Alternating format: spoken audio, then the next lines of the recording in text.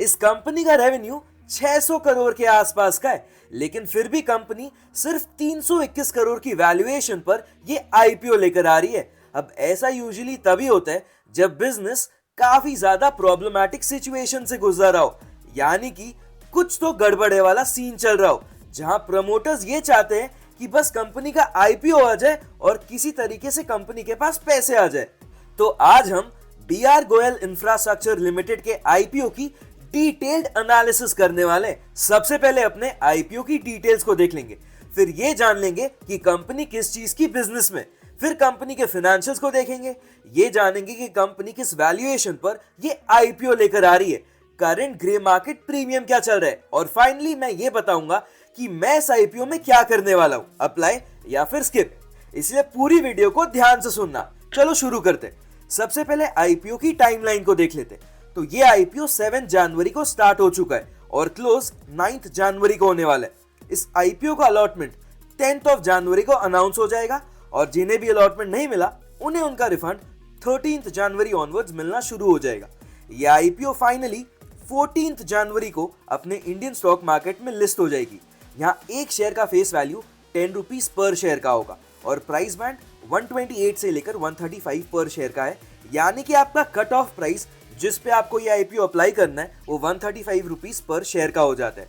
इसके अलावा एक लॉट में 1000 शेयर्स होंगे और इस आईपीओ का टोटल इशू साइज 85 करोड़ का है। और अच्छी बात यह है कि ये पूरा का पूरा फ्रेश इशू है, यानी कि सारा का सारा पैसा कंपनी के पास जाएगा। अब क्योंकि एक एसएमई आईपीओ है तो इसकी लिस्टिंग बीएसई या फिर एनएसई पे नहीं होगी, बल्कि बीएसई के एसएमई प्लेटफॉर्म पे होगी। अगर मैं रिजर्वेशन की बात करूं तो एज यूजुअल आपके और मेरे तरह रिटेल इन्वेस्टर्स के लिए 35% का कोटा रिजर्व्ड है।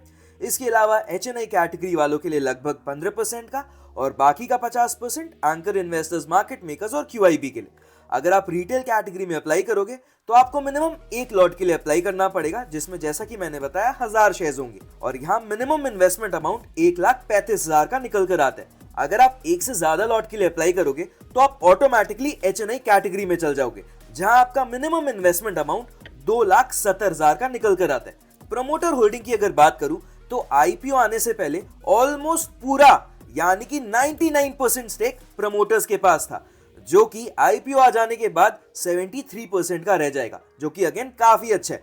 इसके बाद अगर मैं एंकर इन्वेस्टर्स की बात करूं तो कंपनी ने अपने एंकर इन्वेस्टर्स से ऑलरेडी 24 करोड़ रुपए रेस कर लिए। चलो इनकी एंकर इन्वेस्टर की लिस्ट को भी देख ले। तो यहाँ ना कोई भी वेल नोन या रेप्यूटेड डोमेस्टिक या फॉरेन इंस्टीट्यूशंस का नाम शामिल नहीं है, यानी कि इनकी जो एंकर इन्वेस्टर्स की लिस्ट है ना वो बस ठीक ठाक सी है, ज्यादा कुछ खास नहीं है यहाँ पर। चलो अब बात कर लेते हैं कि कंपनी करती क्या है। तो जैसा कि आपको नाम पढ़कर ही समझ में आ रहा होगा, ये एक इंफ्रास्ट्रक्चर बेस्ड कंपनी है और मेनली रोड्स, हाईवेज, ब्रिजेस और बिल्डिंग्स के कंस्ट्रक्शन में इन्वॉल्व है। इसके अलावा कंपनी के और भी ढेर सारे बिजनेसेस हैं, तो चलो वो भी देख लेते हैं। तो सबसे पहले ईपीसी सर्विसेज, यानी कि इंजीनियरिंग, प्रोक्योरमेंट और कंस्ट्रक्शन, जिसके अंदर वही construction of roads, bridges, buildings ये सब आती है और इससे कंपनी के टोटल रेवेन्यू का ऑलमोस्ट 70% आता है। इसके अलावा कंपनी टोल कलेक्शन भी करती है, जिससे कि कंपनी के टोटल रेवेन्यू का लगभग 27% आता है। इसके अलावा कंपनी सेल ऑफ प्रोडक्ट्स में भी इन्वॉल्व है।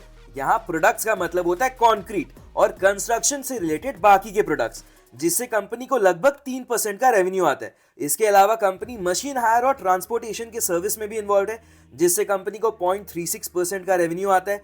फिर कंपनी विंड पावर के जनरेशन में भी है, जिससे कंपनी को 0.09% का रेवेन्यू आता है।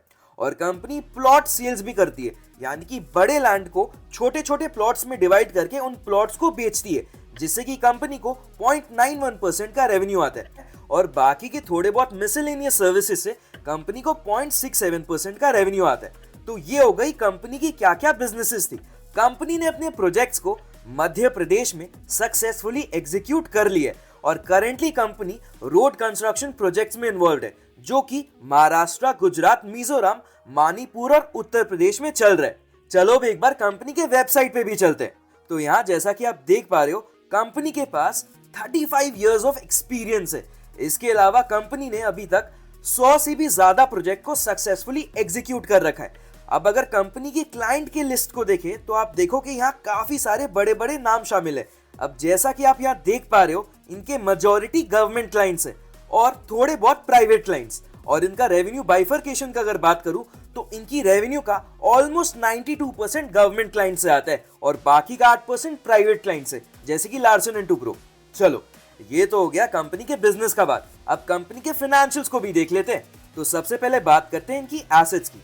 तो 2022 में इनके पास 203 करोड़ के एसेट्स थे, जो कि 2023 में थोड़ा सा रिड्यूस हुआ और 197 करोड़ पे पहुंच गया। फिर 2024 में इनकी एसेट्स में ग्रोथ देखने को मिल रही है और इनका एसेट्स 239 करोड़ का हो गया।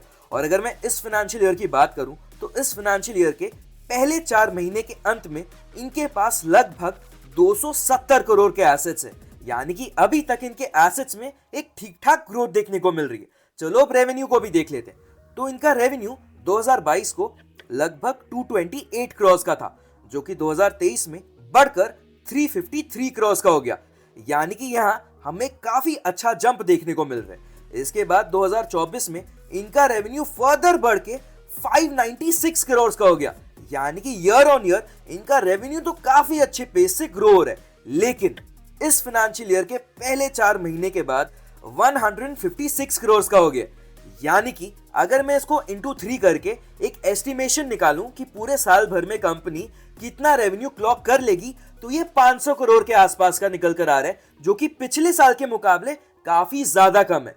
अब अगर नेट प्रॉफिट्स की बात करें तो इनका नेट प्रॉफिट 2022 में 7.5 करोड़ का था, यानी कि 7.56 करोड़ का। उसके बाद 2023 में इनके नेट प्रॉफिट में एक अच्छा खासा जंप देखने को मिल रहा है, जिसके बाद इनकी नेट प्रॉफिट 17.33 करोड़ की हो गई। उसके बाद अगेन एक ग्रोथ देखने को मिल रहा है इनके नेट प्रॉफिट्स में, जहां 2024 में इन्हें 21.88 करोड़ का नेट प्रॉफिट हुआ था। लेकिन अगेन अगर मैं इस फाइनेंशियल ईयर के पहले 4 महीने की परफॉर्मेंस की बात करूं तो इन्हें सिर्फ 2 करोड़ के आसपास का नेट प्रॉफिट हुआ है, यानी कि यहां भी अगर मैं इसे इंटू 3 करके बस एक एस्टिमेशन निकालूं कि कंपनी पूरे साल के अंत में कितना नेट प्रॉफिट क्लॉक कर लेगी, तो वो भी करीब 6 करोड़ के आसपास का निकल कर आ रहा है, जो कि अगेन पिछले साल के मुकाबले काफी ज्यादा कम है।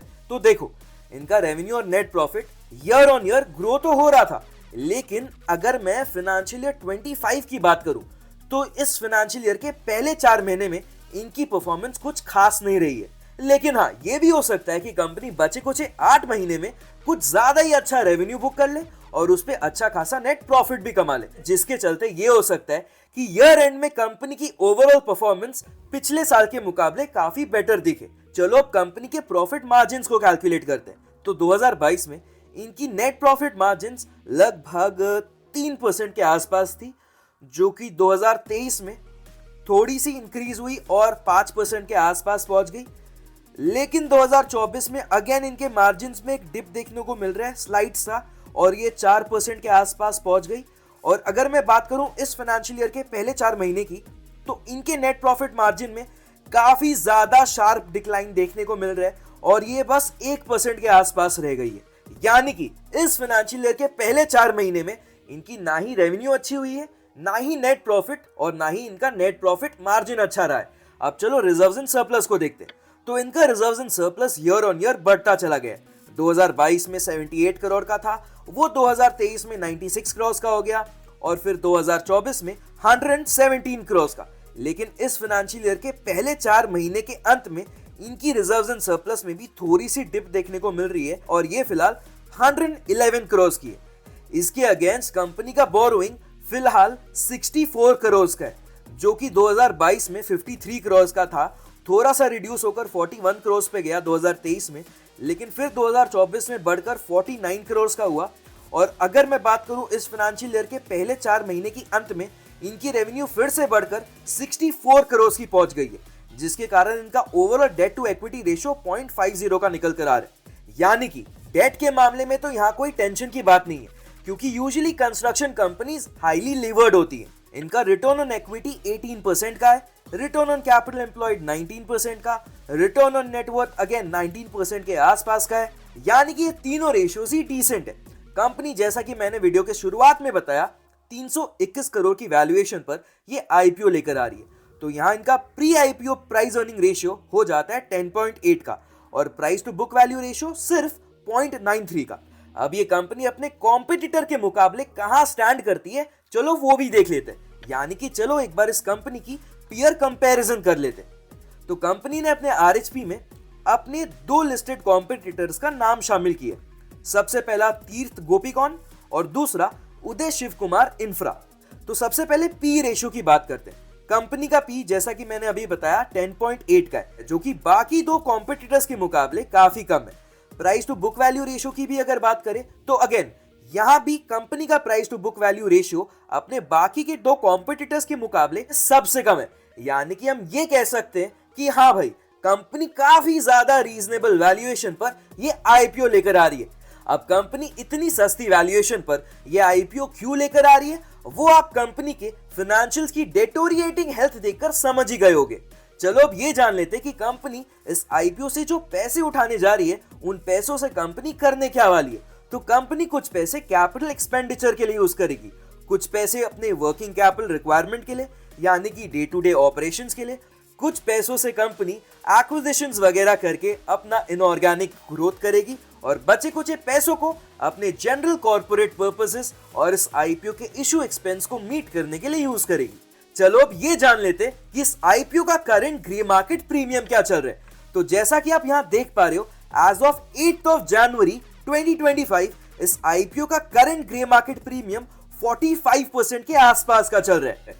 यानी कि अगर इस ग्रे मार्केट प्रीमियम के अकॉर्डिंग एक्चुअल लिस्टिंग हो जाती है तो आपको एक लॉट पे लगभग 60,000 के लिस्टिंग गेन्स हो सकते हैं। बट जैसा कि मैं हर वीडियो में बोलता हूं, ग्रे मार्केट प्रीमियम हमें बस एक इंडिकेशन देता है कि ये आईपीओ की डिमांड कैसी है और ये आईपीओ कहां खुल सकता है। अब एक्चुअल में ये हो सकता है कि लिस्टिंग के डेट पर ये आईपीओ इससे भी काफी ऊपर खुले या फिर इससे भी काफी ज्यादा नीचे, तो इस बात को ध्यान में रखना। रही बात मैं इस आईपीओ में क्या करने वाला हूं, तो देखो सेक्टर में कोई प्रॉब्लम नहीं है। इनफैक्ट ये कंपनी तो काफी सारे बिजनेसेस में इन्वॉल्व है, तो वो एक पॉजिटिव पॉइंट है। इसके अलावा इनकी डेट भी अंडर कंट्रोल है। करंटली इनके पास 873 करोड़ का ऑर्डर बुक है और कंपनी के खिलाफ एज सच कोई बड़े अमाउंट की पेंडिंग लिटिगेशन भी नहीं है। लेकिन इस साल के पहले 4 महीने की परफॉर्मेंस मुझे थोड़ी वरीसम लग रही है, क्योंकि आपने देखा इनका रेवेन्यू में भी एक ड्रॉप आया, प्रॉफिट में भी ड्रॉप आया और प्रॉफिट मार्जिन में तो काफी ज्यादा ड्रॉप आया है और अभी इनका प्रॉफिट मार्जिन लगभग सिर्फ 1% का है। इसीलिए अगर मैं इस आईपीओ में अप्लाई करता हूं तो वो सिर्फ लिस्टिंग गेन्स के लिए ही होगा। फिलहाल मैं इस आईपीओ को long term point of view से नहीं देख रहा हूं, लेकिन ऑब्वियसली ये कोई रेकमेंडेशन नहीं है। ये वीडियो सिर्फ और सिर्फ एजुकेशनल पर्पस के लिए थी एंड आई एम होपफुल कि आपको इस वीडियो से काफी कुछ सीखने को मिला होगा और ये डिसीजन लेने में भी हेल्प होगी कि क्या इस आईपीओ में अप्लाई करना चाहिए या फिर नहीं। अगर इस आईपीओ का डिटेल्ड एनालिसिस आपको अच्छा लगा तो वीडियो को लाइक कर देना और जाते जाते चैनल को सब्सक्राइब करना मत भूलना, ताकि ऐसी और आईपीओ रिव्यू वीडियोस आपसे मिस ना हो।